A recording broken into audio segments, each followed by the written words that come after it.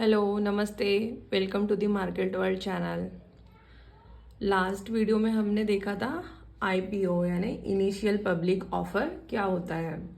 अगर आपने last video नहीं देखा है तो मैं डिस्क्रिप्शन में उसका लिंक डाल देती हूँ, आप प्लीज़ ज़रूर देख लीजिए। आपको समझ में आ जाएगा कि व्हाट इज़ आईपीओ, बेसिक उसकी जो इन्फॉर्मेशन है आपको वहाँ पे मिल जाएगी। चलिए आज का देखते हैं कि आईपीओ में होता क्या है, उसे अप्लाई कैसे किया जाता है। मैं ये वीडियो में आपको सब कुछ आज बताने वाली हूँ। तो चलिए मानते हैं कि एग्जाम्पल के तौर पे कि टाटा ग्रुप, एक एग्जाम्पल दे दूँ मैं आपको कंपनी रिलेटेड, कि रतन टाटा की जो कंपनी है या टाटा ग्रुप है वो एक नई कंपनी बनाने जा रही है। अब ये जो कंपनी है ये खेत में इस्तेमाल होने वाला जो खाद जो होता है या फर्टिलाइजर बोलते हैं, इसका प्रोडक्शन करने जा रही है। तो एक एग्जाम्पल के साथ मैं आपको बताती हूँ, आपको बेटर समझ में आएगा। तो ये कंपनी हो गई और इस कंपनी का name Tata agro chemical limited example है। अब इस पे से हम समझेंगे। तो चलो, ये जो कंपनी है अभी अपना आईपीओ ला रही है, ठीक है। ये एक खाद बनाने वाली कंपनी है, जिस फर्टिलाइजर खाद जो हम कहते हैं। तो अब ये अपना क्या ला रही है, आईपीओ। अब आईपीओ में इसकी जो शेयर की प्राइस होगी ये होगी ₹10 पर शेयर्स। ओके, इसको हम क्या बोलते हैं, फेस वैल्यू, कंपनी की फेस वैल्यू। तो देखिए, कोई भी आईपीओ जब मार्केट में आती है तो आपको उसके शेयर सिंगल प्राइस या सिंगल शेयर नहीं मिलता है। आपको मिनिमम बल्क में शेयर्स लेने पड़ते हैं, और बल्क वो उनके हिसाब से होता है कि आपको कितने शेयर्स लेने पड़ेंगे। अब मैं आपको मिनिमम एग्जांपल देती हूँ कि कंपनी बोल रही है आपको एटलीस्ट 100 शेयर्स की डिमांड करनी पड़ेगी, डिमांड। ओके, ये हो गई कंपनी की फेस वैल्यू, और मिनिमम आपको 100 शेयर्स की डिमांड करनी पड़ेगी। अब ये शेयर की फेस वैल्यू हुई, लेकिन मार्केट वैल्यू क्या रहेगी? तो उनका बोलना है कि मार्केट वैल्यू 20 से 25 रुपए तक की रहेगी, इसके बीच में इसकी मार्केट वैल्यू रहेगी। यानी कि आपको ये प्राइस में लेना पड़ेगा। देखिए, बहुत लोगों को कंफ्यूजन हो रहा होगा कि मार्केट वैल्यू क्या है। देखिए, जब कंपनी कोई भी अपना आईपीओ लाती है तब कंपनी के जो प्रमोटर्स होते हैं वो कंपनी का वैल्यूएशन करते हैं, और साथ साथ में मार्केट का भी वैल्यूएशन करते हैं, और उसकी एनालिसिस करते हैं। उसके बाद में प्राइस बैंड डिसाइड करते हैं कि क्या प्राइस रहेगा। अब ये क्या होता है, आपको लग रहा होगा कि फेस वैल्यू तो है, फिर मार्केट वैल्यू क्यों? 10 रुपीज़ तो था, फिर ये 20 से 25 में कैसे कंपनी डिमांड कर रही है? इसको मैं एक नॉर्मल सा एग्जांपल देके आपको समझाने की कोशिश करती हूँ। देखिए, कोविड का समय हम इन सभी को पता है, और कोविड में जब नया नया कोविड बहुत फैल रहा था तब सभी को बताया कि मास्क की ज़रूरत पड़ी थी, और मास्क यूज़ करने के लिए बताया था। तो समझो कोई मास्क की एक कंपनी मार्केट में आई है उस टाइम की बात में। तो कंपनी ने ना अपने मास्क की वैल्यू 10 रुपीज़ रखी। मैं ऐसे ही सेम मतलब प्राइसिंग की एक एग्जांपल में हूँ। तो 10 रुपए उन्होंने एक उसका मास्क का वैल्यू लगाया था कि 10 रुपए में ये मास्क हम बेचेंगे। लेकिन ना, मास्क की जो कंपनी थी उन्होंने कंपनी मतलब उनके जो लोग हैं प्रमोटर्स हैं, उन्होंने मार्केट में पता लगाया, मार्केट में वैल्यूएशंस निकाला, उसकी एनालिसिस करी, और उनको पता चला कि 10 रुपीज़ से ज़्यादा में भी अगर हम मास्क बेचते हैं तो बिक जाएगा। क्योंकि बहुत ज़्यादा तब नई कंपनीज नहीं आई हुई थी, मास्क लेने के लिए बहुत सारे ही लोग रेडी थे क्योंकि ज़रूरत सभी को था।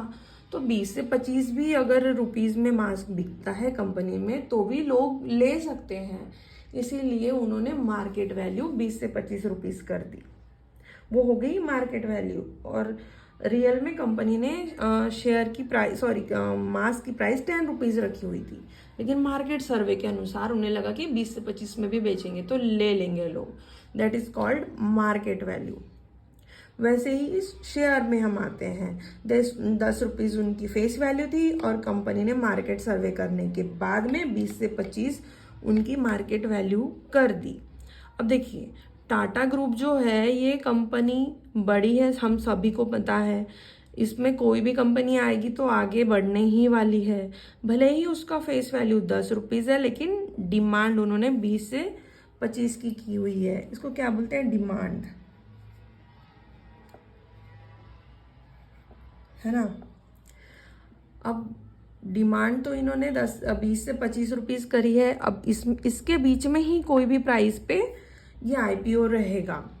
अब जिन भी लोगों को आईपीओ में फॉर्म भरना है, आईपीओ लेना है, उसमें पैसे लगाने हैं, वो कैसे करेंगे, वो अज़बा के थ्रू जाएंगे। अज़बा, अब आपको नहीं पता है होगा कि अज़बा क्या होता है, तो अज़बा है एप्लीकेशन, नीचे लिखती हूँ, मैं भी वहाँ से विजिबल नहीं होगा, सपोर्टेड बाय ब्लॉक अमाउंट, है ना। इसमें आप जो आईपीओ में पैसा लगाना चाहते हैं वो अमाउंट बैंक में ब्लॉक किया जाएगा। इससे ही समझ में आता है ना, application supported by block amount. जिस पैसे में आपको आईपीओ लेना है वो पैसा आपके अकाउंट में ब्लॉक हो जाएगा, वो आप इस्तेमाल नहीं कर सकते हो, ठीक है। अगर आपको शेयर मिलते हैं तभी वो पैसा आपके अकाउंट से कटेगा, अदरवाइज वो आपके अकाउंट से नहीं कटेगा, वैसे ही रहेगा, ठीक है, अनब्लॉक हो जाएगा अपने आप ही। इससे क्या हो गया ना, अज़बा के थ्रू इजी हो गया है आईपीओ में पैसा लगाना, मतलब शेयर्स खरीदना। तो ये कंसेप्ट उसमें बहुत ज़रूरी पार्ट है। इसके थ्रू फॉर्म अगर आप भरते हो तो आपको आईपीओ मिलेगी। अगर आप ये फॉर्म अज़बा के साथ भर रहे हो तो कौन से प्राइस में अप्लाई करें और कौन से प्राइस के साथ ज़्यादा डिमांड रहेगा, है ना, तो उसे कहते हैं कट ऑफ प्राइस।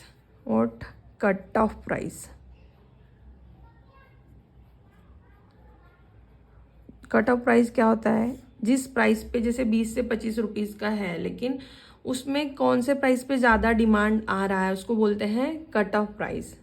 तो कट ऑफ प्राइस आप कैसे पता करोगे, आपको क्या करना है, फॉर्म में क्लिक कर देना है कट ऑफ प्राइस पे, सिलेक्ट कर देना है कट ऑफ प्राइस को।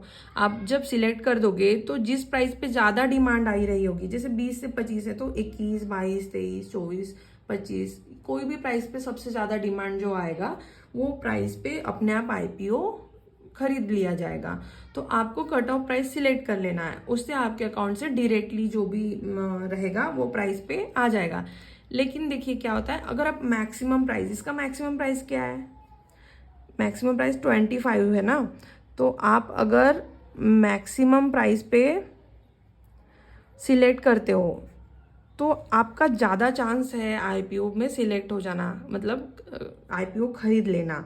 अगर मैक्सिमम प्राइस कोई भी देता है, ऑब्वियसली मतलब ये सिंपल सी बात है कि आईपीओ में कोई मैक्सिमम प्राइस डाल रहा है कि हम ये डिमांड करते हैं इस प्राइस पे, मैक्सिमम प्राइस पे, तो क्यों नहीं, ज़्यादा से ज़्यादा पॉसिबिलिटीज़ है कि आपको मिलने के चांसेस है।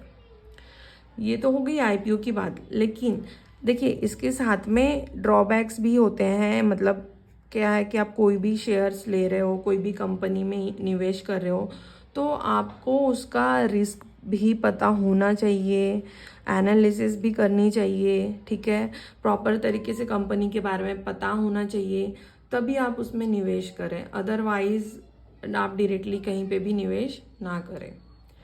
तो चलो ये हमने जाना कि आईपीओ क्या होता है और उसमें कैसे अप्लाई करते हैं। अब आपको मैं एक शॉर्टकट में रिवीजन करवा देती हूँ।